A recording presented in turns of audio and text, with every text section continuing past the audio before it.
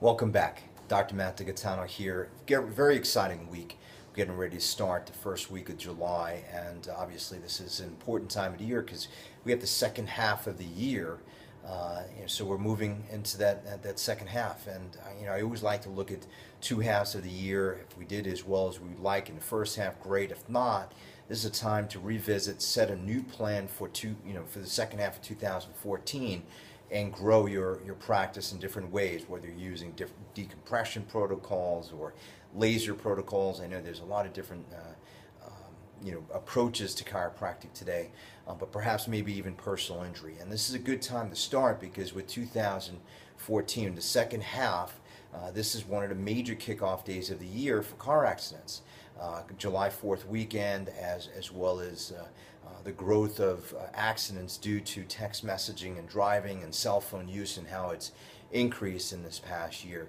There's some nice opportunities. Now, last week we discussed the SIU, your keys being placed into SIU. But what do we do about getting the keys out of SIU? Well, we have about 30 days to get this to occur. After the accident, there's going to be a clock, and once it starts at the day of the accident, there's going to be some estimates on the vehicle. Now, what can you do? You're a clinician. Well, that's not your job, right? But if your case is involved, I think there's some things you should consider.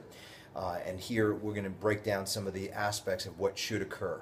There should be at least a second opinion on every single vehicle following a car crash. Reason being, if it's my car and I'm going to bring my car, and let's say I have a Lexus, I'm bringing it to Lexus to be repaired. It's not going to go to a local body shop. Unfortunately, local body shops are looking to cut corners. They use aftermarket parts. They're not using a laser analysis of the frame. They're not looking at some of these details. And that window, unfortunately, once that time is set, and after 30 days, it's set. It's not changing. And so if it's a low property damage estimate, that's going to be a challenge. So how do we get this case out of SIU? Well, that's going to be one component, right? Bringing it to a body shop that's going to be reputable, or a dealership. I'm going to bring it directly to the manufacturer. And if we bring it to the manufacturer, their estimates are always going to be in line with should and how that vehicle should be replaced. Some manufacturers have certain requirements. They use a manual, and that manual is written in a way that certain certain vehicle parts should be replaced.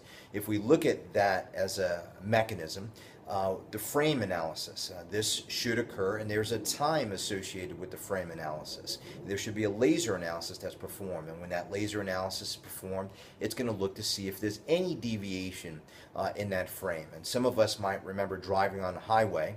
We're driving behind a car, and it looks like it's driving sideways down the road, and that's due to the frame. It wasn't properly repaired. Unfortunately for that vehicle, if it's approaching a intersection while the road is slick, we had a case several years ago where that scenario happened exactly, and I was brought in as an expert on this case.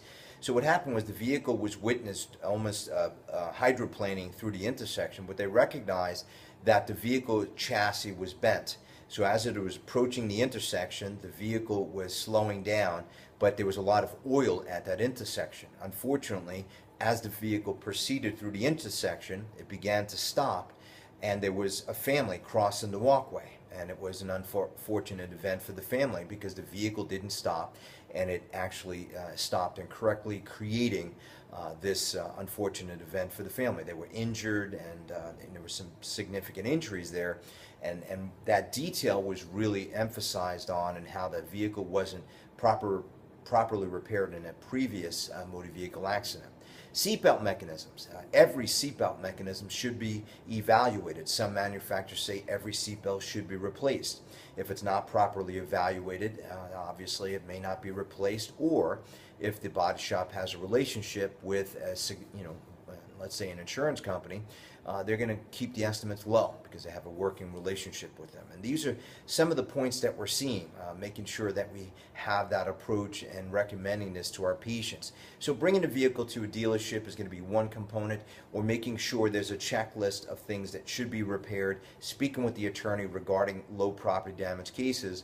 This is going to protect your interest, because if you're working on this case on a third party, and you try to work with a low property damage case, and you try to render as much care that you feel that patient may need, and if your bills exceed $4,000 or $5,000, they're going to cut this case, and they might even decide to take it to court because they just don't believe that somebody could be injured with those scenarios. So these are just some active steps that you can do to protect your assets moving forward, as well as your investment in this care, because many times we're taking care of this patient under a letter of protection and or even under mandatory PIP or mandatory med pay. Invariably, the insurance companies might employ a peer-reviewed doctor or independent medical examiner to stop that care because they don't believe that somebody could be seriously injured. So from that active interaction with your patient, recommend that they bring their vehicle to a dealership, insist on it, making sure they get a second opinion, or bringing it to a reputable body shop and different things that could be evaluated, making sure that they used official manufactured parts, that they looked at the bumper isolators, that they did a tear down of the bumper cover looking at those components, that they looked at the seatbelt mechanisms, seatbelt anchors, and all of these different components can make a big difference in how that vehicle repair should occur. And I just want to give you some recommendations on how to protect your patient. Obviously, what we manage in our records is clearly the most important part, the documentation. Everything that we do is by far the most important thing that we could do. Documenting severity points, the multipliers, value drivers, and bringing this through. So Profit Activator number 7 is exactly that strategy. Now I'm going to be discussing later this week Profit Activator number 8, and the reason why I want to make sure we get this in is that this week is a very important week. If you're not marketing and getting your information out to those that are aware that you're an expert in this area, that you have some good working knowledge, or that you can testify in court, you can't secure and help those injured victims. So this week should kick off the second half of your year with a full marketing approach. If you haven't sent out your letters, letting other professionals know in the community that you're an expert in this area, you should consider doing so. Next week, we're going to start out a whole new process discussing the 21 irrefutable laws of personal injury. We're going to be breaking those laws down step by step, other clinical information.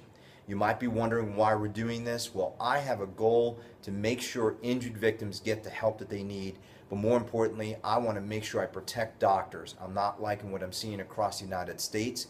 Unfortunately, I've worked with a lot of doctors that are really struggling due to reductions in major medical insurance, not being able to participate in personal injury.